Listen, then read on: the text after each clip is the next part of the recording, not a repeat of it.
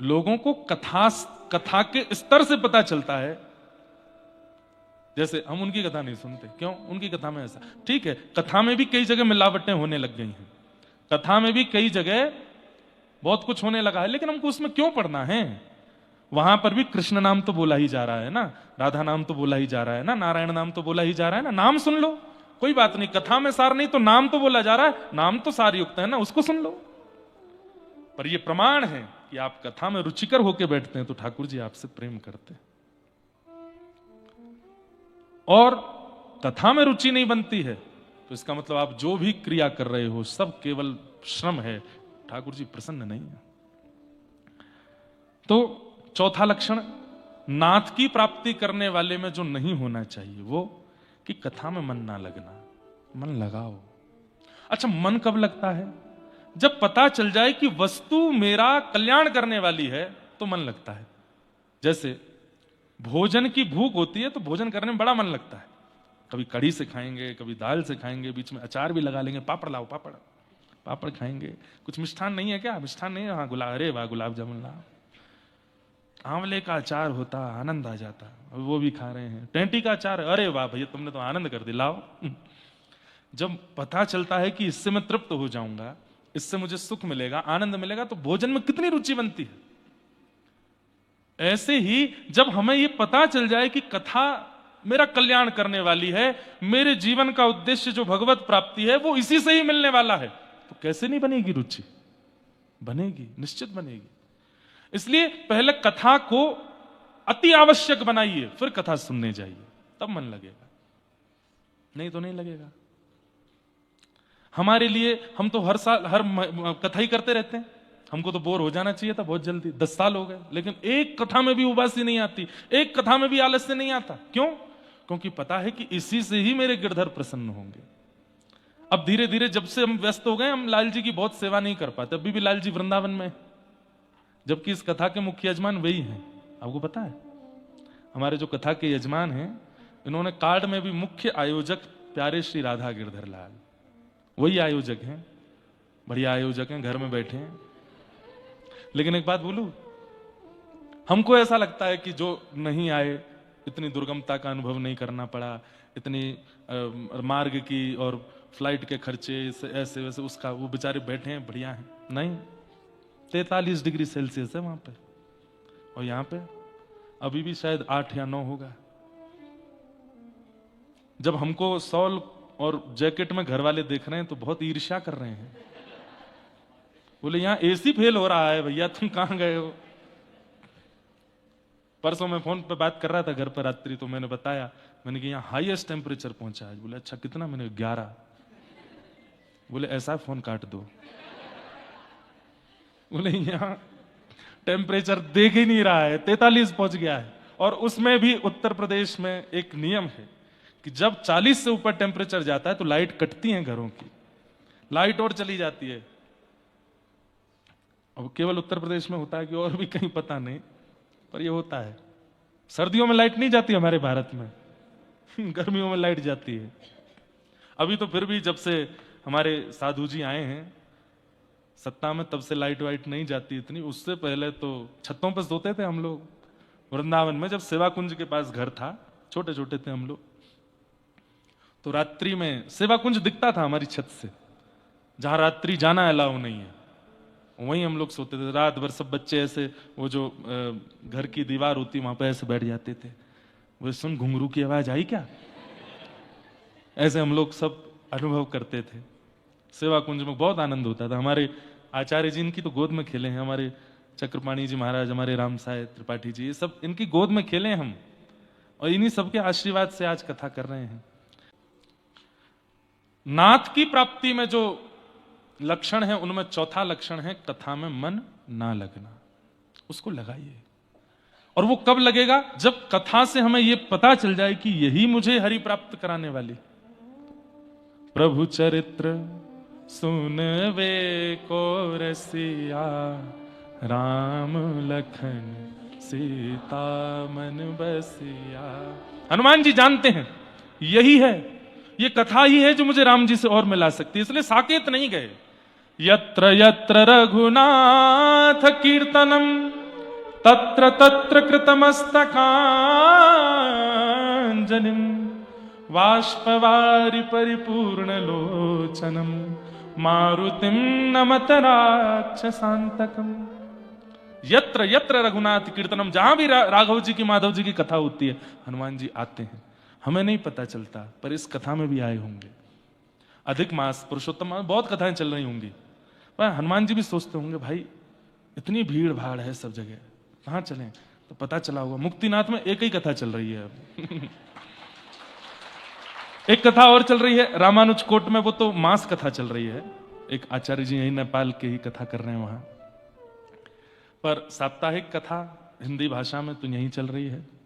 हनुमान जी बोल रहे होंगे कि चलो वहीं चलते हैं, आके बैठ जाते होंगे चुपचाप, हमको नहीं पता चलता है, और वो निश्चित सुनते हैं। और आप क्या कहेंगे, आज से सुन रहे हैं, 3 युग से सुन रहे हैं वो कथाएं, वो कितनी बार सुन चुके हैं। अरे वक्ता के पास भी वो विषय नहीं होगा जो हनुमान जी पर है, लेकिन फिर भी दीन बन के जाते हैं, कथा सुनते हैं और रोते रहते हैं। प्रमाण क्या है कि हनुमान जी कथा में बैठे होंगे, तो उनका प्रमाण क्या है कि कौन से हैं हनुमान जी? बोले जितनी देर कथा चलती है बाष्पवारि परिपूर्ण लोचन, आंखें भरी ही रहती हैं, नेत्रों से आंसू ही गिरते रहते हैं, वही है हनुमान। तो चौथा लक्षण क्या है? मुक्ति की प्राप्ति। अब विषय बार बार नहीं बोलूंगा मैं पूर्व का, मुक्ति और नाथ दो में चल रही है बात। नाथ की प्राप्ति करने वालों में यह चौथा लक्षण नहीं होना चाहिए। कथा में मन लगाओ। 5वां लक्षण, नाथ की प्राप्ति किसको नहीं होती है? द्विजद्रोही। द्विजद्रोही, द्विज का अर्थ मैंने बताया, जिसके 2 जन्म होते हैं। वो ब्राह्मण है और वो भक्त है। भक्त, संत, साधु, हरिजन, इनका जो द्रोह करते हैं, ब्राह्मण का जो द्रोह करते हैं, विप्रों का जो द्रोह करते हैं, ऐसे को नाथ की प्राप्ति नहीं होती। इसलिए भूल करके भी कभी वैष्णव अपराध, द्विज अपराध मत कीजिए। आपका एक अपराध आपके जीवन भर की सारी भक्ति को सिमट करके गंगा में प्रवाहित कर देता है, नहीं मिलने देगा ठाकुर जी से। इसलिए वैष्णव अपराध मत किए। और अपराध 3 प्रकार से होता है, मनसा, वाचा, कर्मणा। मन से भी अपराध होता है। आपने केवल कोई बात सुन ली किसी की और तुरंत उसके बारे में अनर्गल विचार करने लगे, अरे हाँ हमको लग तो रहा था ऐसा ही है, यह मानसिक अपराध हो गया। बोल दिया, किसी 4 आदमी से जाके कह और दिया, यह वाचिक अपराध हो गया। और फिर सन्मुख आकर के उनका अपमान कर दिया, ये कार्मिक अपराध हो गया। मनसा, वाचा, कर्मणा, 3 प्रकार से अपराध बिल्कुल मत कीजिए। हम कह रहे हैं भैया तुम्हारे सामने वैष्णव के लाख अवगुण प्रकट कर दिए जाएं, फिर भी उनके प्रति अपराध बुद्धि मत रखो। तिलकधारी हैं, कंठीधारी हैं, भगवद यश गाते हैं, भगवद यश सुनते हैं, भगवद कीर्तन करते हैं, चाहे उनके बारे में अब दुनिया चाहे जो कहे, वो मेरे आचार्य हैं, वो मेरे हरि के प्रिय हैं और हरि के प्रिय मुझे प्रिय हैं। द्विज द्रोह नहीं करना है, ये 5वां लक्षण नाथ की प्राप्ति करने वाले में नहीं होना चाहिए। 6वां लक्षण, नाथ प्राप्ति में जो विघ्न डालता है, लोभ। लोभ सदा दूसरे की वस्तु पर ही होता है, दूसरे की वस्तु पर ही हमारा चित्त जाता है और उसे अपना बनाने की इच्छा हो जाती है, वही लोभ है। पाप के बाप का नाम है लोभ। पाप के पिताजी, पिताजी मतलब इन्हीं से ही जन्म होता है लोभ का, पाप का, लोभ से। लोभ नहीं करना है। एक बहुत सुंदर कथा कल आचार्य जी सुना रहे थे हमको कि एक राजा थे, उनकी एक घर में कोई संतान का जन्म नहीं हुआ। ध्यान से सुनना। उनके एक पुरोहित जी थे, उनमें थोड़ा सा लोभ आ गया था। लोभ किसी में भी आ सकता है, इसलिए कहीं केवल पुरोहित कर्म करने वाले या ब्राह्मणों के लिए ही हम कह रहे हैं ऐसा मत सोचिएगा, लोभ किसी में भी आ जाता है। तो एक राजा थे, बहुत संपन्न थे, बहुत संपत्ति थी उनके पास, लेकिन कुल में कोई वंशधर नहीं था आगे। अपने पुरोहित जी से कहते थे कि कुछ अनुष्ठान कीजिए, कुछ यज्ञ कीजिए, घर में कोई तो बालक संतान हो, और पुत्र ना भी हो, पुत्री हो जाए तो फिर पुत्री का जिससे विवाह करेंगे उसको अपना राज्य दे देंगे। तो खूब अनुष्ठान आदि किए, लेकिन भाई समय से पूर्व कुछ नहीं मिलता, समय होने पर ही सब मिलता है। एक समय आया और रानी गर्भवती हुई और उनके गर्भ से बड़े शुभ समय पर एक पुत्री ने जन्म लिया। पुत्री के जन्म का समय लिख लिया गया और उससे पूरी कुंडली बनाई उस पुत्री की। और कुंडली जब बनाई गई तो उस कुंडली में एक ऐसा योग था कि वो पुत्री, वो कन्या जहां रहेगी वहां लक्ष्मी की वर्षा हुआ करेगी। मतलब यदि वो राजा के पास रहेगी तो राजा संपन्न होगा, और जब उसका विवाह हो जाएगा तो जिस घर में विवाह होगा वहां कोई कमी नहीं रहेगी। साक्षात लक्ष्मी ही है। लेकिन पुरोहित जी ने क्या सोचा, राजा पे ऑलरेडी इतनी संपत्ति है, हम लोगों की हालत इतनी ज्यादा अच्छी नहीं है, कैसे भी अगर ये कन्या मेरे पास आ जाए तो मेरे घर में खूब संपत्ति बढ़ेगी। तो उन्होंने कुंडली का फलादेश उल्टा बताया राजा को। क्या कहा? बोले राजन, हम आपसे एक बात हाथ जोड़ के प्रार्थना करके कहना चाहते हैं, शुभ चिंतक हैं आपकी। बोले बताइए। बोले कि ये जो कन्या है ना, जन्म तो हो गया लेकिन अच्छे मुहूर्त में नहीं हुई है, तो है तो पुत्री, अब ये मुहूर्त अच्छा हो बुरा उससे हमें क्या? बोले नहीं, ये जहां रहेगी वहां लक्ष्मी का हनन हो जाएगा, वहां से लक्ष्मी, संपत्ति, संपदा सब चली जाएगी। राजन, बालक दोबारा हो जाएगा लेकिन संपत्ति चली गई तो, राज्य चला गया तो, महल चला गया तो, सब कुछ चला गया तो फिर क्या करोगे? फिर संतान होकर के भी सुख नहीं मिलेगा। राजा बोले ऐसा मत कहिए, बहुत वर्षों बाद तो घर में आनंद हुआ है। आप बोले कि यही एक उपाय है, इसका त्याग करो। बोले क्या करूं फिर? बोले काम करो, जन्म से लेकर के और कन्या के विवाह तक तुम जितना खर्च करना चाहते हो इसके ऊपर, उतना एक पेटी में भर करके और इस कन्या को उस पेटी में लिटा करके नदी में प्रवाहित कर दो। मतलब जितना खर्चा तुम अपनी पुत्री पर पूरे जीवन करना चाहते हो, उतना एक पेटी में भर के इस कन्या को लिटा के और उसको नदी में प्रवाहित कर दो। आप अपने कर्म से मुक्त हो जाएंगे, कन्यादान तक का सारा धन आप दे दो और इसको नदी में प्रवाहित कर दो, बालक तो दोबारा हो जाएगा। बहुत रोया राजा, सब लोगों की सहमति से। कई बार राजाओं को ऐसे नियम लेने पड़ते हैं और राजा ने कहा ठीक है। वहां उस कन्या को एक पेटी में खूब सारा धन करके, कन्या को लिटा के पेटी बांध करके नदी में प्रवाहित कर दिया। थोड़ी दूर ही, अच्छा यहां पुरोहित जी ने क्या किया, उनका कुछ किलोमीटर दूर गांव था, अपने बच्चों को कहा एक पेटी बहती हुई आएगी, उसको निकाल लेना, संपत्ति की संपत्ति मिलेगी, कन्या भी घर आ जाएगी और इसके आने से तो लक्ष्मी बढ़ेगी बढ़ेगी। लोभ था चित्त में। लेकिन राजा के राजवंश से लेकर के पुरोहित जी के गांव के बीच में एक घटना घटती है। क्या? एक दूसरे नगर का एक राजकुमार था। वो राजकुमार वन में शिकार खेलने के लिए आया था। तभी एक मन चला भालू उसके आगे आ गया और राजकुमार बड़ा बलवान था, उसने उस भालू को जैसे तैसे करके बांध दिया। वो भालू नरभक्षी हो चुका था, बहुत राज्य के लोगों को मार चुका था, उसको सब ढूंढ ही रहे थे। आज राजकुमार ने उसको ढूंढ लिया। राजकुमार ने उस भालू को बांध लिया। बांध करके वो सोच ही रहा था क्या करूं क्या करूं। इतने में वो बड़ी पेटी बहती हुई आ रही थी। उस राजकुमार ने पेटी को किनारे किया, बड़ी भारी, खोल के देखा तो असंख्य सोने चांदी हीरे जवाहरात भरे हैं और ऊपर एक छोटी सी लाली लेटी है। उस राजकुमार की कोई बहन नहीं थी। उसने कहा आज विधाता ने मुझे बहन दी है, और देखो बहन आई भी तो कैसे आई, कितनी संपत्ति लेकर के आई है साथ में, अपने जीवन का पूरा निर्वहन, ये तो उसकी कुंडली में ही था, वो जहां जाएगी धन धाने से भर देगी। राजकुमार ने उसको निकाला, सारा धन संपत्ति जो थी, बोले ये इसी का है, इसी के लिए रहेगा, इससे महल बनवाऊंगा अपनी बहन का, अपने सब सैनिकों का सब धन धाने ले जाओ। सुनो पेटी खाली करके दे दो। पेटी खाली करके बोले इसमें क्या करूं? बोले इसमें भालू को डालो। बोले ये भालू बहुत उपद्रवी है। हाथ पैर बांध करके भालू के और उसको पेटी में बंद कर दिया। वो कहा बहा दो। आगे पुरोहित जी के बालक खड़े थे, पेटी आ रही होगी बहती हुई, और पुरोहित जी ने कह दिया था खोलना नहीं, चुपचाप, बहुत भारी होगी, 10-5 अपने मित्र भी ले जाना, उठा करके पेटी को मेरे कक्ष में किनारे में धर देना, मैं जब तक नहीं आऊं खोलना नहीं। बालक बोले पिताजी की आज्ञा है। इतनी में पेटी बहती हुई आई विशाल, लगे सब एक साथ नदी में से उसको निकाला, बड़ी भारी। 10, 15, 20 लोग लगे उसको उठाने में, उठा करके ले गए। बोले पिताजी ने कहा था हमारे कमरे में चुपचाप धर देना, खोलना नहीं। यहां पुरोहित जी सब कार्य करा करके शाम को लौट के आए। पिता कहाँ है? पिता आपके कमरे में रखी है। बहुत भारी है पिताजी। बोला हाँ भारी तो है, चलो भोजन पानी करके सब सो जाओ। सब सो गए।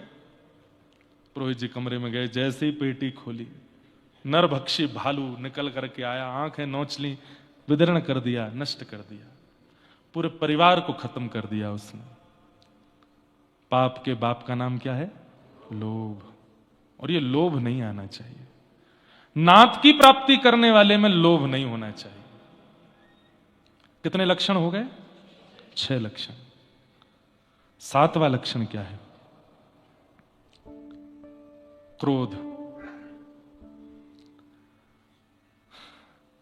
भगवत परायण वैष्णव में अगर क्रोध है तो वो भजन नहीं करता है। कई बार मैं अपने श्रोताओं को भी देखता हूं, शिष्यों को भी देख लेता हूं, और जब मुझे क्रोध दिखता है तो मुझे पता चलता है कि अष्टाक्षर नहीं करते, ये मूल मंत्र नहीं करते। आपको मुझसे ज्यादा क्रोध नहीं आ सकता। क्यों? क्योंकि भाई जब कोई व्यक्ति, उसका काम ही है यहां से वहां, यहां से वहां, यहां से वहां जाना, इतने सारे लोगों को संग रखना, साथ में संगीतज्ञ भी हैं, ब्राह्मण जन भी हैं, भक्ति पथ का कार्य देखने वाले कई बालक भी हैं, ये है वो, सबको कौन देखता है? अकेला मैं। इसके बीच पर अपना अध्ययन भी करो, घर परिवार भी देखो, गृहस्थाश्रम है उसको भी चलाओ। इन सबके चलते इतना क्योस होता है दिमाग में, क्रोध आ ही जाता है। पर आप कभी भी किसी से पूछ लेना, क्रोध में कुछ अनर्गल नहीं करता, मैं मौन हो जाता हूं, बात नहीं करूंगा, मिलूंगा नहीं, चर्चा नहीं करूंगा, लेकिन क्रोध को हावी नहीं होने देता। इसको मैं अभिमान युक्त होकर के नहीं कह रहा हूं, आप सीखो इसलिए कह रहा हूं। आप में से लोग 40 वर्ष, 50 वर्ष, 60 वर्ष के बैठे हैं, मैं 28 वर्ष का आपको बोल रहा हूं। क्रोध ये प्रमाण है इस बात का कि आप भगवत मिलन के प्रति सीरियस नहीं हो, इसलिए क्रोध को आने देते हो, क्रोध को हावी होने देते हो। हमारा स्वभाव ऐसा है, क्रोध की स्थिति बनी तो मानव स्वरूप है क्रोध से। इसको रहने दो भाई, इसमें लग जाएगा, लगा दो। क्या बता रहा था मैं? हाँ, क्रोध। तो क्रोध से बच नहीं सकते, आता है, वो तो स्वभाव है, हम मानवों का क्रोध आएगा। पर क्रोध की भी श्रेणी होती है, कैसे आता है, कितना आता है, क्यों आता है। कितना भी क्रोध हावी, मौन हो जाओ, उसको हावी मत होने दो। मेरा स्वभाव है कि यदि क्रोध दिलाने वाला व्यक्ति, और क्रोध भी ज्यादातर जैसे बार बार एक विषय समझाया गया हो फिर भी नहीं हो रहा हो तो क्रोध आता है, या फिर कोई बताने पर भी प्रतिकूल व्यवहार कर रहा हो तो क्रोध आता है, और या फिर बेवजह की बातें बना करके बोल रहा हो तो क्रोध आता है। और एक ही स्वभाव है, मौन होना, और बहुत बड़ा अपराधी है तो उससे दूर हो जाना। बस ये 2 ही काम हम करते हैं, तीसरा कोई नहीं कि उपद्रव, चिल्ला दिए हूं, गाली गलौज। मैंने ये भी अभिमान युक्त होकर नहीं कह रहा हूं, नाथ रक्षा करें, आज तक कभी गाली का शब्द जीभ पर नहीं आने दिया। जिस जीभ से भगवत कथा कहते हैं उस पर गाली आने देंगे? और जब कोई वैष्णव हमको दिखता है ना, उनके मुख से गाली निकल रही है, उनके मुख से अपशब्द निकल रहे हैं, तो मन में आता है कि फिर ये कथा क्यों कर रहे हैं। जिस जिह्वा से व्यास जी और तुलसीदास जी की वाणी बोली जा रही है, साक्षात कृष्ण प्रकट किए जा रहे हैं, उससे अपशब्द क्यों नहीं। क्रोध को मत आने दो, क्रोध को मत आने दो। हमारे लिए बहुत अपशब्द प्रयोग किए लोगों ने, बहुत विषयों में अपशब्द प्रयोग किए, पर उन अपशब्दों से उन्हीं के प्रति दया आने लगी कि क्यों बोलते हैं ऐसा, इस शब्द को प्रयोग करने से अपनी जीव खराब कर रहे हैं। इसलिए क्रोध, अगर नाथ की प्राप्ति के लिए सीरियस हो तो क्रोध नहीं आने दोगे, और क्रोध आवे भी तो मौन हो जाओ, शांत हो जाओ, बोलो मत, एकांत में चले जाओ। अलग अलग प्रकार के क्रोधी लोग हैं, सबसे बढ़िया बताऊं, सो जाओ। जैसे ही क्रोध आवे, कुछ अनुचित हुआ है, मन के मुताबिक नहीं हुआ, जाओ बढ़िया खा पी के सो जाओ, सुबह तक ठीक हो जाएगा। क्रोध ज्यादा देर रहना नहीं चाहिए, क्योंकि क्रोध क्या है पता है, ये एक प्रकार का इन्फेक्शन है। जैसे एक इन्फेक्शन हमारे शरीर में कहीं भी हो जाए, बॉडी पार्ट में, उसको बहुत देर रहने दोगे तो क्या करेगा, धीरे धीरे बढ़ता जाएगा, हाथ से फिर हृदय तक आएगा, मुख तक जाएगा, बुद्धि तक जाएगा, चरणों तक जाएगा, सबको खराब कर देगा। क्रोध को जितनी जल्दी हो सके निकालने का प्रयास करो। जैसे आया तुरंत समाधान ढूंढने लगो, ये शांत कैसे होगा, ये जो मेरे अंदर उपद्रव चल रहा है ये शांत कैसे होगा। नहीं कोई उपचार मिले तो बैठ जाओ लेकर के हरि नाम और गाने लगो।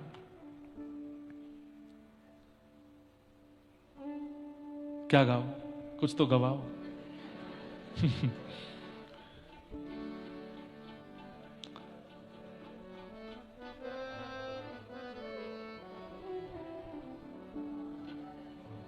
घूम फिर के यही है,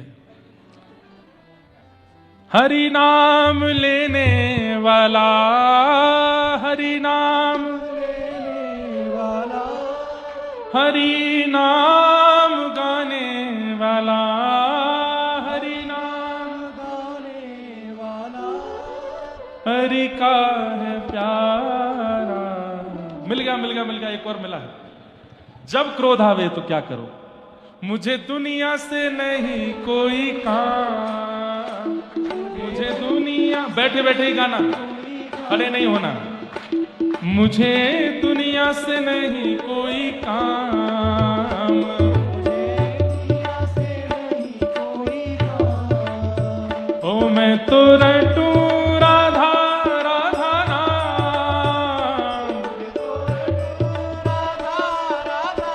एक बार करके देखना।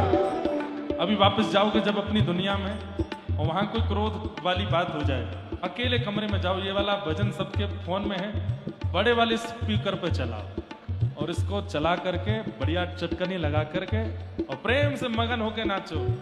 ओ मैं तो रटू राधा राधा नाम, मैं तो रटू राधा राधा नाम, ओ दर्शन करूं सुबह शाम, दर्शन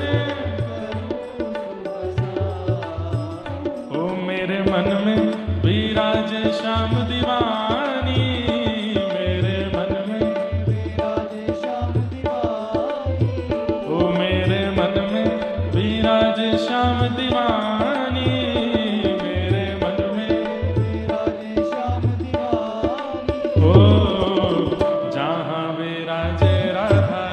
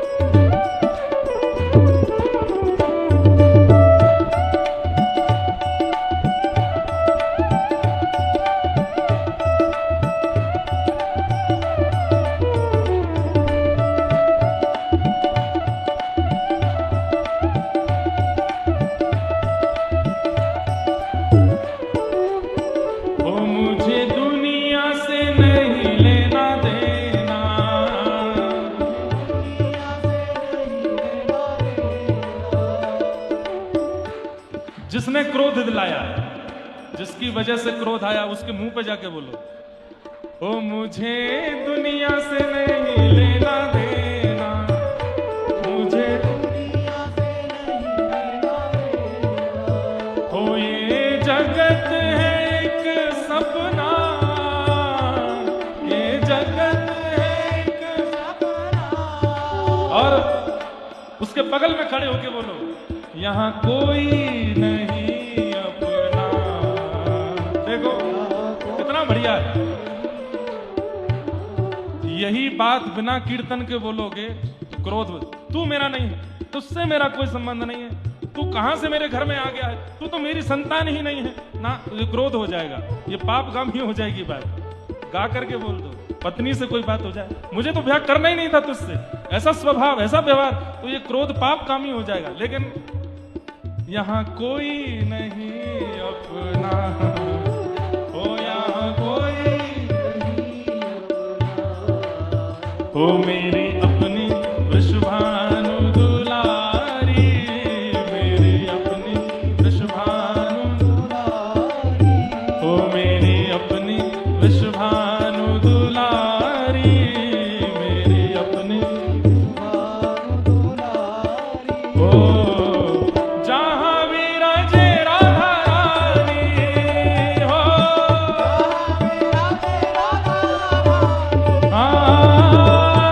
जहाँ विराजे श्याम प्यारी, हो हो मेरो मन लगा बरसाने में, जहाँ विराजे श्याम प्यारी,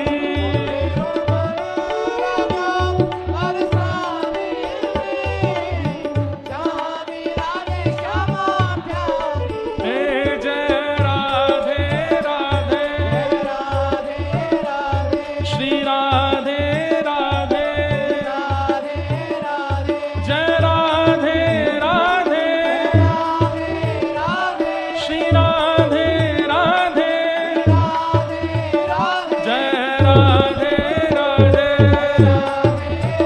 श्री राधे राधे, जय राधे राधे, श्री राधे राधे, जय राधे राधे, श्री राधे राधे,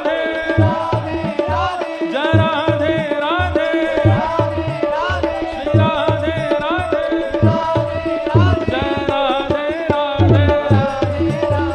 राधे राधे, जय राधे राधे, श्री राधे राधे, जय राधे राधे, श्री राधे राधे, जय राधे राधे, श्री राधे राधे, जय जय श्री राम, जय जय श्री राम, जय जय श्री राम।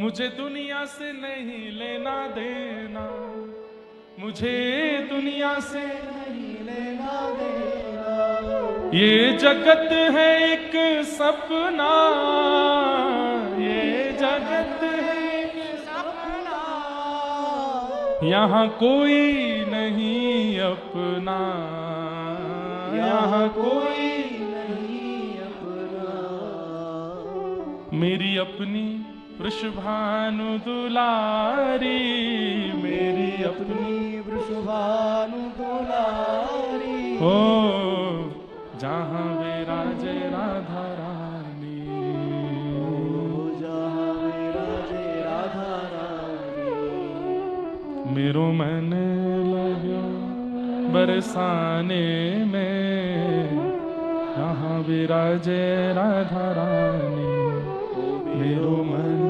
लग्यो बरसाने में, जहाँ विराजे राधा रानी।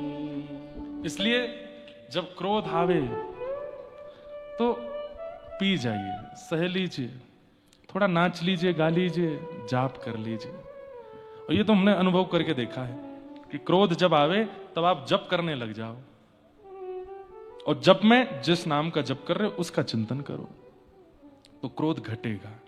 धीरे धीरे समय लगेगा, हफ्ता 2 हफ्ता में फिर ऐसा हो जाएगा स्वरूप कि फिर क्रोध आएगा ही नहीं, क्योंकि क्रोध नाथ की प्राप्ति में बाधक है। अगला लक्षण, कितने लक्षण हो गए? 7। 8वां लक्षण है काम। काम का अभिप्राय व्यसन भोगने में तो है ही, पर काम का रूप एक नहीं है, अनेक है। कामनाओं की इच्छा, बहुत इच्छाएं जिसके चित्त में होती हैं वो नाथ की प्राप्ति नहीं कर पाएगा। सब इच्छा एक ही हो। कृष्ण तन, गोपियां गाती हैं, कृष्ण तन कृष्ण मन, कृष्ण ही हमारो धन, आठों याम ऊधो हमें, कृष्ण ही सो काम है। सारी इच्छाएं केवल कृष्ण है। दर्शन को नैना तपे, वचन सुनन को कान। मिलवे को हियरा तपे, हिय के जीवन प्राण, गोवर्धन वासी सांवरे, गोवर्धन। लाल तुम बिन रयो न जाए, ओ लाल तुम बिन रयो न जाए रे, गोवर्धन वासी सांवरे, गोवर्धन वासी। सर्व इच्छाओं में केवल कृष्ण है। कान भी कृष्ण को चाहते हैं, नेत्र भी कृष्ण को चाहते हैं, नासिका भी कृष्ण को चाहती है, जिह्वा भी कृष्ण को चाहती है, हाथ भी कृष्ण को चाहते हैं, चरण भी कृष्ण को चाहते हैं, मन भी कृष्ण को चाहता है, बुद्धि भी कृष्ण को चाहती है। हमारी बड़ी अलग अलग स्थिति है। कान से पूछो क्या सुनना है, तो कान कुछ और, हाँ नेत्र राधा रमण जी को देखना चाहते हैं, पर कान पॉप म्यूजिक सुनना चाहते हैं या कुछ और सुनना चाहते हैं।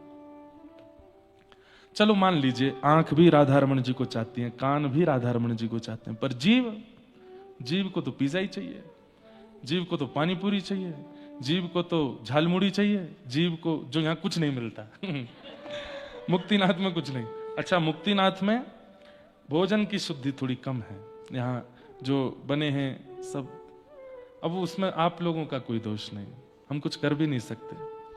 यहां पर प्रभाव कुछ अलग प्रकार का भी है, तो उससे हमें कोई दिक्कत भी नहीं। पर सर्वांगीण इंद्रिय एक को चाहवे, वही नाथ की प्राप्ति है। नेत्र भी उन्हीं को चाहते हैं, कान भी उन्हीं को चाहते हैं, नासिका भी उन्हीं को चाहती है, जीभ भी उन्हीं को चाहती है, मन भी उन्हीं को चाहता है, बुद्धि भी। हमारे यहां नहीं है, एक सिमेट्री नहीं है हमारे अंदर, हमारे यहां अलग अलग है। नेत्र को इच्छा होगी, कानों को इच्छा होगी, जीव को इच्छा होगी, मन को इच्छा होगी, पर बुद्धि को नहीं है। बुद्धि को कुछ और इच्छा है, हाथों को कुछ और इच्छा है, चरणों को कुछ और इच्छा है। नहीं, सर्वांगीण इंद्रियों से एक ही इच्छा रहे, कृष्ण। जहां भी एक इंद्रिय, श्री डोंगरे जी महाराज अपनी कथा में कहते थे कि एक इंद्रिय भी यदि कृष्ण मिलन से अलग है तो वही इंद्रिय आपको पाप की ओर ले जाएगी।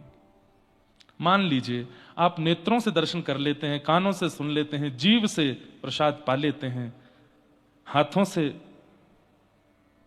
कीर्तन कर लेते हैं, पर चरणों से परिक्रमा नहीं कर पाते। अब देखो एक इंद्रिय नहीं है सेवा में, तो वही इंद्रिय आपको पाप करवाएगी। सब इंद्रियां हाथ सेवा में नहीं है, सेवा नहीं करते आप हाथों से, तो हाथों से पाप बनेगा। सब इंद्रियां हैं पर कानों से कथा नहीं सुनते, तो ये कान से ही पाप बनेगा। जीभ से भगवत प्रसाद ग्रहण नहीं करते तो जीभ से पाप बनेगा, और वही पाप काम का रूप ले लेता है। कृष्ण यदि इंद्रिय की इच्छा नहीं है तो दूसरी इच्छा क्या हो सकती है? काम। और काम यदि एक स्थान से भी प्रवेश करेगा तो सर्व स्थान से कृष्ण त्याग कर देते हैं। इसलिए धीरे धीरे धीरे सर्व इंद्रियों से कृष्ण प्राप्ति की इच्छा बने, कृष्ण ही हमें चाहिए। हम सोचते थे कान्हा कहीं कुंजल में होगा। जिस इंद्रिय से कृष्ण प्रिय ना लग रहे हो, अपनी उस इंद्रिय से किशोरी जी को प्रार्थना करो। नेत्र तो देखते हैं, कान तो सुनते हैं, जीभ तो प्रसाद ग्रहण करती है, पर ये चरण प्रदक्षिणा नहीं करते, ये हाथ सेवा नहीं कर पाते अच्छे से। तो उसी इंद्रिय की शिकायत करो। हे सुन राधिका दुलारी, तेरे द्वार का भिखारी, तेरे शाम का पुजारी, पीड़ा है हमारी हमें श्याम ना मिला, हमें श्याम ना मिला, हमें श्याम ना मिला, हमें श्याम ना मिला। सबको श्याम सुंदर मिल जाए, कोई इंद्रिय रह ना जाए उनकी सेवा से। जो इंद्रिय रह जाएगी वहीं काम आ जाएगा, वहीं कामना आ जाएगी, और वो काम नाथ की प्राप्ति में विघ्न होगा। कितने लक्षण हो गए? अंतिम लक्षण कृपणता। कृपणता, इसको कपट भी कह सकते हैं। ये कपट भी नाथ के मिलन में बाधा बनता है। नाथ भी कपट का कारण बनता है, कृपणता कपट का कारण, और ये नाथ मिलन में बाधा बनता है। कपट किसको कहते हैं? किसी के साथ में दिखाया तो था कि प्रेम है, पर था नहीं, ये कपट है। ऐसा स्वभाव जिनके चित्त का हो जाता है उन्हें भी नाथ नहीं मिलते। ठाकुर जी कहते हैं तुम मानवों से कपट करके आए हो तो मुझसे भी कर सकते हो। कपट नहीं। अगर किसी से प्रेम नहीं है तो बोल दीजिए नहीं है। किसी के प्रति अच्छा मन में व्यवहार नहीं है तो स्पष्टता कर दीजिए, पर ये ढोंग मत कीजिए। और बाद में जब स्पष्टता होती है, पता चलता है कि प्रेम नहीं था, वही कपट बन जाता है और वो नाथ मिलन में बाधा बनता है। कपट नहीं। ये 9 लक्षण हैं, तो बहुत लक्षण मिलेंगे, परंतु ये 9 लक्षण भी गोस्वामी तुलसीदास जी बोलते हैं इनके बारे में। ये कथा के अधिकारी कौन नहीं है? यह न कहई सठही हटशीलहि, जो मन लाई न सुन हरि लीलहि। कहिय न लोभहि क्रोधि कामहि, जो न भजहि सचराचर स्वामी। ये सब लक्षण गोस्वामी जी ने कहे हैं, इनको कथा नहीं सुनानी है, क्योंकि ये नाथ के अधिकारी नहीं है। फिर कहूंगा मुक्ति के अधिकारी हो सकते हो, नाथ के नहीं। आपके ऊपर निर्भर करता है। अभी भी 3 दिन की कथा है, आज चौथा दिन है। नाथ चाहिए कि मुक्ति चाहिए? यहां दोनों है, मुक्ति देने वाले भी हैं और स्वयं को देने वाले भी। पर मैं फिर कहूंगा, किसी से जाके संपत्ति मांग ली तो क्या अच्छा किया, पर किसी से जाके उसी को ही मांग लिया तो यही तो आपकी योग्यता है। मुक्ति की कामना ना विश्व का हर व्यक्ति करता है। मुक्ति एक ऐसा विषय है, बचपन से ही पता नहीं हमारे चित्त में आ जाता है, हमें मुक्ति चाहिए। मुझे भी चाहिए, आपको भी चाहिए, पर मुक्ति से पहले हमको नाथ चाहिए। नाथ पहले मिले फिर मुक्ति मिले। संसार में रह के नाथ नहीं मिले फिर मुक्ति मिल गई तो क्या फायदा। अच्छा, मुक्ति की कामना किसको होती है? आत्मा को। हमारे चित्त में जो आत्मा है वो सदा मुक्ति चाहती है, लेकिन हमारा मन वो बंधन चाहता है। आत्मा मुक्ति चाहती है पर मन बंधन चाहता है। अब यहां सब लोग आए हैं, किस लिए आए हैं? सबको मुक्ति चाहिए, लेकिन ऐसा तो नहीं कि 7वें दिन रुक जाओगे, सब जाओगे। क्यों? मन बंधन चाहता है। यहां कथा तो सुनते होंगे, लेकिन एकांत में बैठ के बात भी करते हो। सब ठीक है घर पे? उससे लाख रुपए आना था, उठा लिया कि नहीं? हाँ, उठा लिया। आत्मा मुक्ति चाहती है पर मन बंधन चाहता है। बहुत खतरनाक रास्ते पर हैं हम लोग। कथा से संभव होगा कि जो आत्मा चाहती है वही मन चाहने लगेगा, और जो मन चाहता है वही बुद्धि चाहने लगेगी, और ये तीनों जब एक ही राग गाने लगेंगे तो स्वरबद्ध हो जाओगे, और श्री ठाकुर जी यानी कि नाथ की प्राप्ति हो जाएगी। नाथ की प्राप्ति में ये 10वीं बाधा है। क्या? कि मन कुछ चाहता है और बुद्धि कुछ चाहती है, दोनों एक हों। 7वें दिन यदि विमान आ जाए विष्णु लोक से और यहीं बाहरी द्वार पे खड़े हो जाएं विष्णुदूत, आओ सब एक एक करके बैठो बैठो, आओ, बहुत दिन से कह रहे हो मुक्तिनाथ चलो, तो उनसे कुछ नहीं कहोगे, आप मेरे पास आओ महाराज जी। इसलिए तो नहीं आए थे हम तो अभी कई बालक भी है, हमारे तो ब्याह ही नहीं हुए अभी, माता पिता बेचारे सब कर रहे बैठे हैं। महाराज जी इनसे कह दो विष्णु दूतों से 2 साल बाद आ जाएं, मेरे पुत्र का भी एक बालक होने वाला, उसको तो देख लूं मैं। आत्मा मुक्ति चाहती है पर मन बंधन चाहता है। इसलिए नाथ की प्राप्ति करो। नाथ मिल जाए, बाद की बाद में देखेंगे मुक्ति मिल रही है कि नहीं। नहीं तो जीते जी कुछ मुक्तियां हैं, और मुक्ति पता है बंधी को ही मुक्ति मिलती है, और हम सब बंधी हैं। पहले मां के गर्भ में 9 महीने बंधे थे, जन्म हुआ तो गर्भ मुक्ति हुई, बाहर आए खुश हो गए। जब बालक जन्म लेता बहुत बहुत खुश होता है। 9 महीने बाद निकल के आया हूं मैं। कपिल विभूति संवाद में प्रसंग आता है कि जो जंतु, जो बालक गर्भ का होता है, वो 9 महीने रोता है ठाकुर जी के आगे कि मुझे निकालो यहां से। जब वहां से निकल के आता तब सोचता आह अब मुक्ति मिली। लेकिन फिर हो जाता है बंधन मुक्ति। संबंधी मिल जाते हैं, ये बहन है, ये भैया है, ये मैया है, ये पिताजी हैं, ये बुआ जी हैं, ये चाचा जी हैं, ये ताऊ जी हैं, ये ताई जी हैं, ये हैं, ये हैं। फिर दूसरे बंधन आ जाते हैं। गुरु कृपा से, शास्त्रों की कृपा से, भगवत कृपा से फिर धीरे धीरे उन बंधनों से भी मुक्त होता है। भाई छोड़या बंधु छोड़या, छोड़या जग सो, मीरा भाई छोड़या बंधु छोड़या, छोड़या जग सो। साधुवन संग बैठ बैठ, साधुवन संग बैठ बैठ, ओ साधुवन संग बैठ बैठ, साधुवन संग बैठ बैठ, लोक लाज कोई रे मेरे तो गिरधर गोपाल, मेरे तो गिरधर गोपाल, दूसरो न कोई, दूसरो न कोई, मेरे तो गिरधर गोपाल, मेरे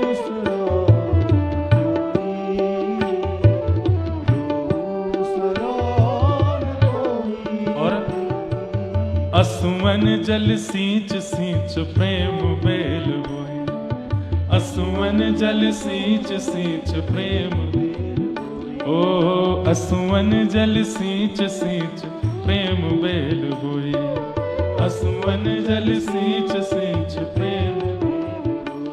हे अब तो बेल फैल गई, अब तो बेल, अब तो बेल फैल गई, अरे आनंद फल होई रे मेरे तो गिरधर गोपाल, मेरे तो गिरधर गोपाल, दूसरो न कोई, दूसरो न कोई, मेरे तो गिरधर गोपाल, दूसरो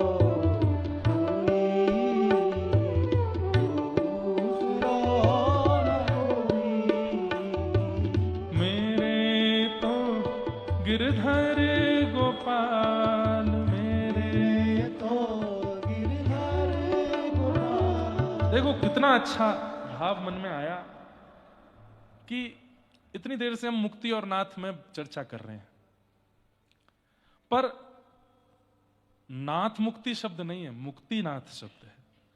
तो इसका मतलब नाथ की प्राप्ति में भी कुछ मुक्तियां तो चाहिए, जिसमें सबसे पहली मुक्ति गर्भ मुक्ति, जब हम गर्भ से जन्म ले लेते हैं। और उसके बाद फिर दूसरा बंधन आता है संबंधों का बंधन, फिर उस बंधन से मुक्ति, ये दूसरी मुक्ति। नाथ की प्राप्ति में कुछ मुक्तियों की आवश्यकता है। अच्छा, संबंध मुक्ति का मतलब ऐसा थोड़ी, अब आप लोग तो मुझ पे प्रश्न उठाओ, खुद संबंध बनाए बैठे हो, खुद के माता पिता पत्नी सब हैं, फिर भी हमको समझा रहे हैं कि बंधन से मुक्ति। बंधन से मुक्ति का मतलब क्या है? संबंध से मुक्ति का मतलब क्या है? उस संबंध में अति आसक्ति नहीं, वो संबंध है पर मैं उसके बिना नहीं हूं, ये नहीं है। वो सब आवश्यक संबंध हैं, पर वो नहीं होगा, वो संबंध नहीं होगा तो मेरा कोई अस्तित्व नहीं, ये नहीं। वो संबंध निर्वहन के लिए है, इसलिए आवश्यक है। बाकी उस बंधन में इतनी आसक्ति, वो निर्मुक्ति है। उसमें आसक्ति ना होना तो बंधन से मुक्ति। तो गर्भ मुक्ति नाथ की प्राप्ति के लिए, दूसरी बंधन मुक्ति संबंधों से निवृत्त। भाई है, बंधु है, मां है, पिता है, पत्नी है, बच्चे सब, लेकिन इन सबके होते हुए भी मेरे केवल गोपाल जी, मेरे सर्वस्व मेरे गोपाल जी। तीसरा, फिर बंधन मुक्ति तो हो जाती है, कई बार संबंधों से मुक्ति तो हो जाती है, पर विषयों से मुक्ति नहीं हो पाती। व्यक्ति अकेला चला जाता है, घर परिवार सब छोड़ के चला जाता है, लेकिन वहां भी विषय उसको नहीं छोड़ता, व्यसन उसको नहीं छोड़ता, विषय उसके पीछे ही लगा रहता है। और वो विषय किसी का भी हो सकता है, चाय का भी विषय होता है व्यसन, मदिरा का भी व्यसन होता है, खान पान का भी व्यसन होता है, सोने उठने का भी व्यसन होता है। कई लोगों को मैंने देखा, वो विमान में अपनी तकिया लेके चलते हैं, उनको उसी का ही व्यसन है, उसके बिना सो ही नहीं सकते। कभी कभी हमको भी हो जाता है, इतनी कथा करते हैं ना लगातार, सब जगह गद्दे अलग, तकिया अलग, गर्दन कभी कोई अकड़ जाती है ऐसे, तो फिर अपनी तकिया लो। लेकिन कई लोगों को सुख के लिए अपनी वस्तु संग रखना आवश्यक होता है, तो वो विषय बंधन है। एक विषय का भी बंधन भगवत प्रीति नहीं होने देता, उससे मुक्ति आवश्यक है। उस विषय से मुक्ति। और कितनी हो गई मुक्ति? तीन मुक्ति हो गई। गर्भ मुक्ति, बंधन मुक्ति, विषय मुक्ति, और चौथी आती है भय मुक्ति। किसी से भय नहीं है। आज आचार्य जी ने एक स्तुति पत्रिका दी हमको, उसमें एक बहुत सुंदर महादान के हो है, ये नेपाली में है, महादान के हो। महादान क्या है? तो इसमें बहुत सुंदर एक पद है, एक श्लोक है, न भू प्रदानम न स्वर्ण दानम। महादान क्या है? न भू प्रदानम न स्वर्ण दानम, न गो प्रदानम न तथान्न दानम, तथा वदन्ति हम प्रदानम सर्वेषु दान अभय प्रदानम। सबसे बड़ा दान क्या है? कि मुझसे किसी को भयभीत होने की आवश्यकता नहीं, ये सबसे बड़ा दान है, भय मुक्ति। मुझसे किसी को भय नहीं होना चाहिए और मुझे भी किसी से भय नहीं है।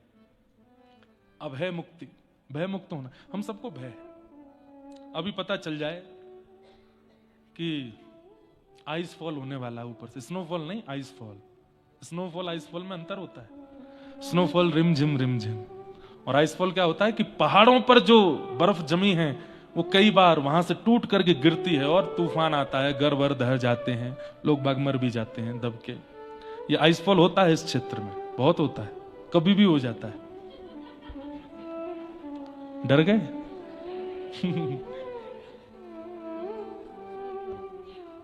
वाह।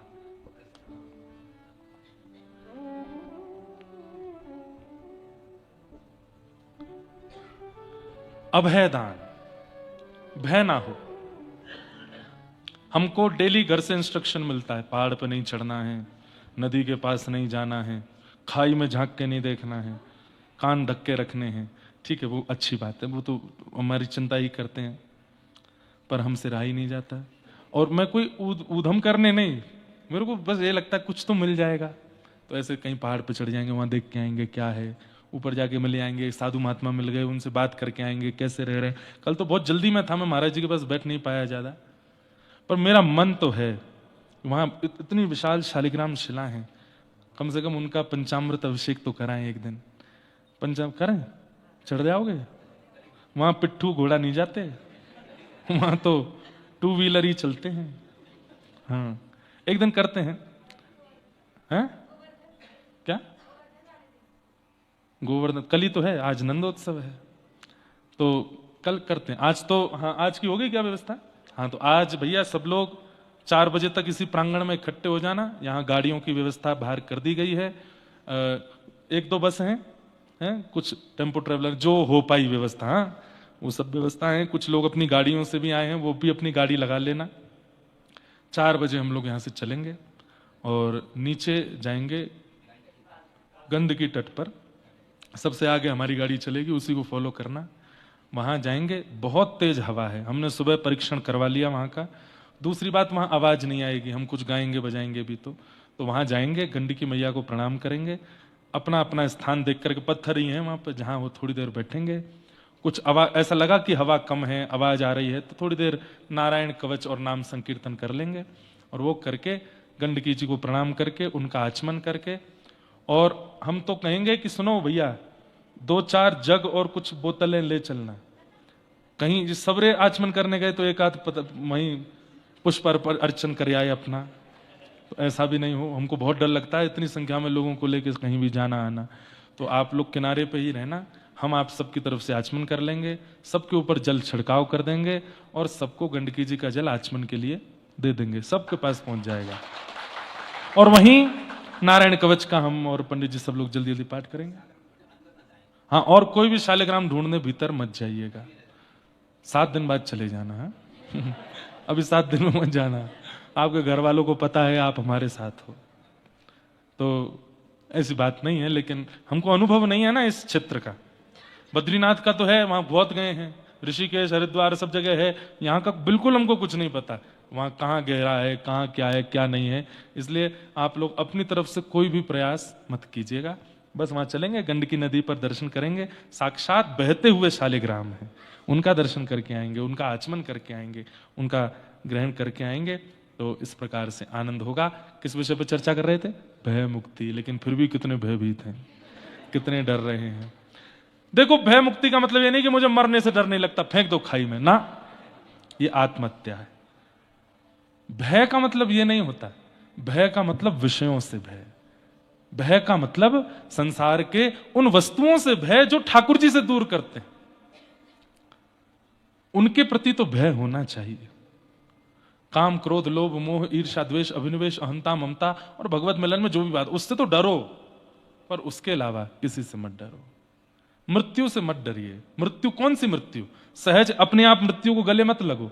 आने वाली जो मृत्यु है, जो आ रही है आपके लिए, उससे मत डरिए, वो मृत्यु तो आनी है। तो भय मुक्ति, कितनी मुक्ति हो गई?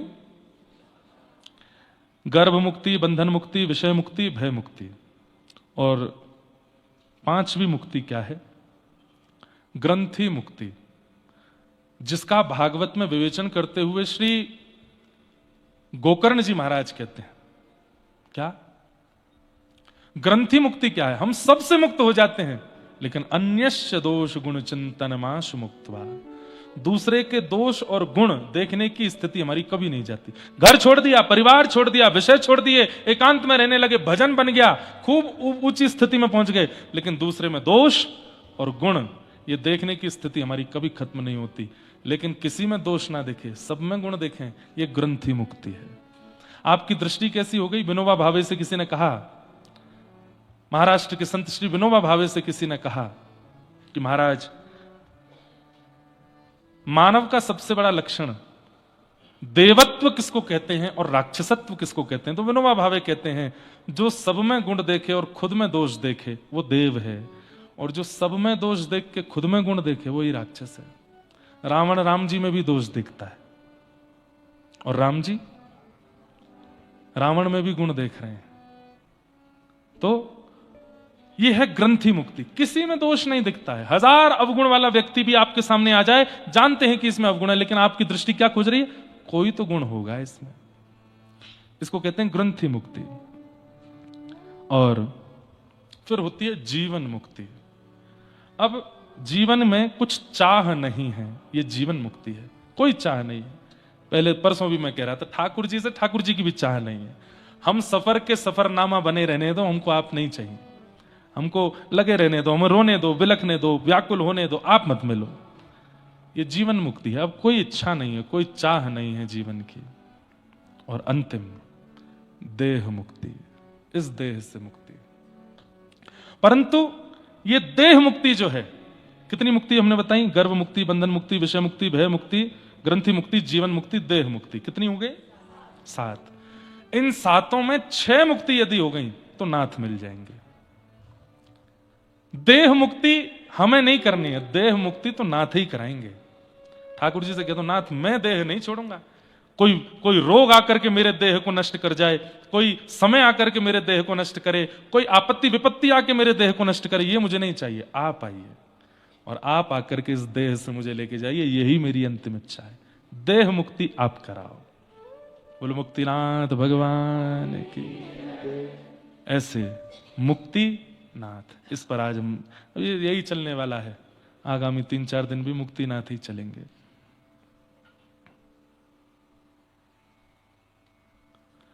हमारे 1-2 भाई लोग भी आए, बढ़िया लिखते हैं, गाते हैं। एक बार बापू की कथा में सुनना था तो एक बहुत सुंदर वो शायरी कह रहे थे, काम कुछ भी ना था करने को, काम कुछ भी ना था करने को, हमको भेजा गया है केवल मरने को। काय को आए संसार में? केवल मरने आए हैं, लेकिन हम मरने नहीं, हम मुक्ति प्राप्त करने आए हैं। जीवित अवस्था में मुक्ति प्राप्त करके नाथ के होने आए हैं। और वो नाथ जब आ जाएंगे तब देह छोड़ा के लेके जाएंगे। देह छोड़ने के बाद नाथ नहीं चाहिए, देह में रहते हुए नाथ चाहिए। एक मुक्ति तो हमको नहीं चाहिए नाथ के आने से पहले, देह की नहीं, इसी में ही देखना है हमको आपको। बस ये प्रार्थना करो, ऐसी भावना के साथ आज की कथा को मंगल विश्राम देंगे। लेकिन क्योंकि चौथा दिन है कथा का, इसलिए नंदोत्सव, एक श्लोक नंदोत्सव का कह करके, एक बधाई गा करके कथा को विश्राम देंगे। नंदस्त्वात्मज उत्पन्ने जाता ह्लादो महामना, आहूय विप्रान् वेदज्ञान स्नातः सुचिरलंकृतः, किवाचयित्वा स्वस्तेनं जात कर्मात्मजस्य वै, कारयामास विधिवत् पितृदेवार्चनं तथा। खिड़कियां खोल दो भैया। हाँ, अभी सब नृत्य करेंगे, उत्सव मनाएंगे तो फिर घुटन हो गया। खिड़की खोल दो। अच्छा, एक बात सुनिए, 3-4 दिन से कथा सुन रहे हो, इन 4 दिन के अंदर आपके मन में क्या प्रकट हुआ? सुख, दुख या आनंद? एक ने भी सुख तो नहीं बोला था। यही नंदोत्सव है कि आज 4 दिन की कथा सुन के आपके चित्त में आनंद प्रकट हुआ है। हेरी हे भैया हो, आज नंद